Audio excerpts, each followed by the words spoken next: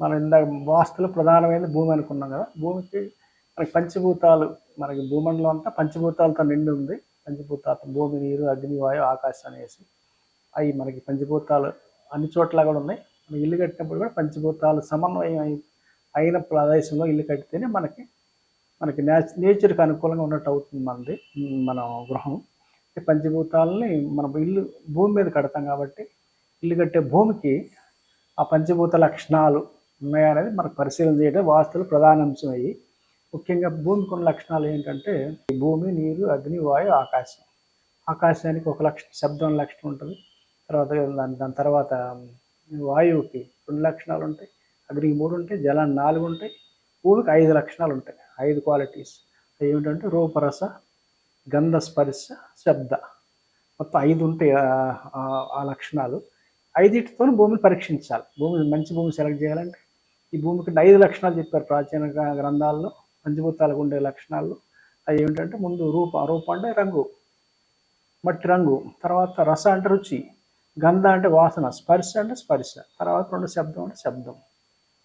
ముఖ్యంగా మరి భూమిని ఎలా రంగు రూపంగా ఎలా చూడాలి అంటే భూమికి మనం ఎక్కడైతే మనం నివాసం ఏర్పాటు చేయాలనుకుంటున్నాం ఆ ప్లేస్ గృహానికి సంబంధించి కానీ అది మట్టి చూడాలి.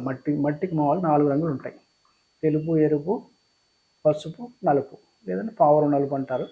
4 రకాల క్వాలిటీస్ ఉంటాయి భూమిలో. ఈ 4 రకాల రంగులు కూడా శుభమే, మనకి నివాసానికి శుభమే. ముఖ్యంగా తెలుపు రంగు భూమి స్ఫటికం ఎక్కువ కలిసి ఉండటం వలన అది మనకి మేధావులకి లేదంటే బ్రాహ్మణ వర్ణం వారికి ఆలోచన పనులకు సహాయపడుతుంది. ఆధ్యాత్మిక చింతన కలిగిన వారికి అది ఎంతో ఉపయోగపడుతుంది ప్రాచీన గ్రంథాలు చెప్తున్నాయి. అలా మీకు ఎరుపు రంగు భూమి క్షత్రియులకని, పసుపు రంగు వ్యాపారస్తులకని, వయసు వర్ణం వారికని, నలుపు రంగు భూమి శూద్ర వర్ణం వారికని. నేను వర్ణం మాట్లాడుతున్నా. ఈ 4 వర్ణం వారికి అవి అనుకూలంగా ఉంటాయని చెప్పి చెప్తున్నారు. అలాగే అది మొదటి లక్షణం, భూమికి ఉన్న మొదటి లక్షణం రంగు అని. తర్వాత రుచి వస్తే మనకి ఉగాది పచ్చడప్పుడు మనం వింటుంటాం షడ్‌రుచులు అని చెప్పేసి. 6 రుచులు ఉంటాయి మనకి. రుచుల్లో 6 ఉంటాయి. అయి తర్వాత ఏంటంటే మనకి ముఖ్యంగా రుచులు 6: కారము, పులుపు, చేదు, తీపి, వగరు, ఉప్పు. 6 రుచులు, షడ్‌రుచులు అంటాం మనం. 6 రుచుల్లో ఉప్పు మాత్రం మనకి వాస్తుకి మంచిది కాదు. మిగిలిన 5 రుచులు కలిగిన భూమి శుభం అని చెప్పారు. ఉప్పు నేల కూడా వద్దని చెప్పారు గతంలో మనం చూసాం వేరే వీడియోలో. ఉప్పు నేల కూడా మంచిది కాదు. అలాగే మిగిలిన 5 రుచులు మంచి రుచి. తర్వాత గంధ, వాసన. ఈ భూమి మీద నడుస్తున్నప్పుడు సువాసన, మంచి స్మెల్ రావాలి. మంచి వాసన వచ్చిన భూమి మంచిది. మనకి దుర్గంధ వాసన కలిగిన భూమి శుభం కాదు. మట్టి కొంచెం చేతితో తీసుకుని మనం చూసినట్లయితే మంచి వాసన వచ్చినట్టే భూమి మనకి నివాసానికి యోగ్యమని చెప్పి చెప్తారు. దాన్ని సెలెక్ట్ చేస్తాం భూమిని. అలాగే స్పర్శ అంటే మీకు భూమి మీద నడుస్తున్నప్పుడు మృదువుగా ఉండాలి నేల. ఏదో గుచ్చుకున్నట్టు అసౌకర్యంగా కాకుండా మృదువైన నేల, ఒక పలచటి ఇసుక లాంటి కప్పబడి ఉండాలని చెప్పారు వేరే చోట. భూమి పైన అలా ఉన్న భూమి మంచిదని చెప్పారు. స్పర్శ. అలా శబ్దం. మీకు పంచభూతాల్లో భూమికి ఉండాల్సిన 5 గుణాల్లో 5 శబ్ద గుణం ఏంటంటే భూమిని మనం తవ్వినప్పుడు కానీ నడుస్తున్నప్పుడు కానీ మంచి శబ్దం రావాలి. శుభమైన శబ్దం మన మనసుకి మనకి మంచిగా అనిపించే శబ్దం రావాలి తప్ప అశుభ శబ్దాలు వస్తే మంచిది కాదు. ఇలా ఈ 5 రకాలుగా భూమిని పరీక్షించి అప్పుడు దాన్ని మనకి మంచి భూమిగా సెలెక్ట్ చేసుకుంటారు. ఇది ప్రాచీన కాలంలో ఇంత లోతు విషయాలు ఆలయం చేశారు మన వాళ్ళు.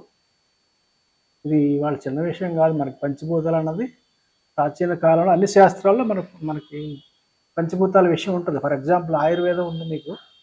ఆయుర్వేదంలో ప్రధానంగా పంచభూతాల ఆధారమే.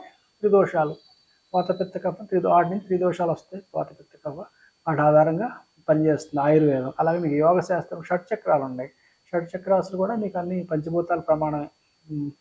మీకు ముందు భూమి నుంచి అన్ని చక్రాలు, ఒక్కొక్క చక్రం ఒక్కొక్క పంచభూతానికి సంబంధించింది. అలాగే శరీరంలో, మానవ శరీరంలో కూడా మనం చూసుకున్నట్టు మోకాళ్ళ కింద భాగం భూతత్వానికి సంబంధించింది. మోకాళ్ళు తొడల భాగం అంతా కూడా నీటికి సంబంధించింది. అలాగే మీకు స్టమక్ ఏరియా, ఈ బొడ్డు భాగం అంతా, నాభి భాగం అంతా కూడా అగ్ని సంబంధించింది. ఛాతీ, గొంతు వరకు మీకు వాయువు సంబంధించింది. తల భాగం అంతా కూడా పైన అంతా కూడా ఆకాశానికి సంబంధించి. శరీరంలో ఈ ఫింగర్స్, చేతి వేళ్ళు చూసుకున్నట్టయితే వీటికి కూడా పంచభూతాలు ఆపాదించారు మన వాళ్ళు. ఏంటంటే ఇది చిన్న చిటికిన వేలు, ఇది జలం, ఇది భూమి, ఇది ఆకాశం, ఇది వాయువు, ఇది అగ్ని. తంబ అగ్ని.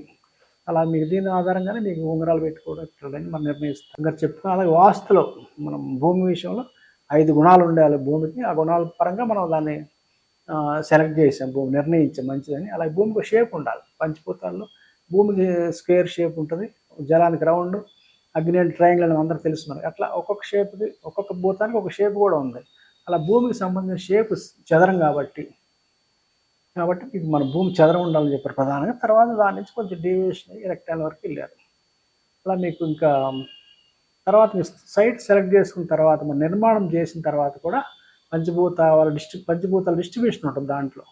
ఎలా అంటే మీకు స్థలం తీసుకుని దాన్ని 4 భాగాలు చేస్తే ఈశాన్య భాగం ఈశాన్య కోణం జలం అంటాం, ఆగ్నేయ కోణం అగ్ని అని, నైరుతి కోణం భూమి అని, వాయువు కోణం వాయువు అని, మధ్య భాగం స్పేస్ అని బ్రహ్మస్థానం అంటాం. అది ఇలా పంచభూతాల ఆ డిస్ట్రిబ్యూషన్ ఇలా ఉంటుంది స్థలంలో కానీ ఇంట్లో కానీ. దీని ఆధారం రేపు పొద్దున్న మనకి గృహ నిర్మాణం చేసిన తర్వాత ఏ పని ఎక్కడ చేయాలన్న దాన్ని దీని ఆధారం నిర్ణయిస్తారు పంచభూతాల ఆధారంగా. మీకు ఇప్పుడు ఫర్ ఎగ్జాంపుల్ వంట అంటే ఆగ్నేయంలో ఉండాలని చెప్పేసి, అలా మిగిలిన పూజ ఈశాన్యంలో ఉండాలని చెప్పేసి ఇట్లా నిర్ణయిస్తారనమాట. ఇదంతా కూడా ప్రధానంగా మనకి పంచభూతాల ప్రమాణం. భారతదేశంలో మనకి మన శాస్త్రాలు ఏ శాస్త్రం చూసినా పంచభూతాల ప్రమాణంగానే ఉంటుంది మనకి. ఇది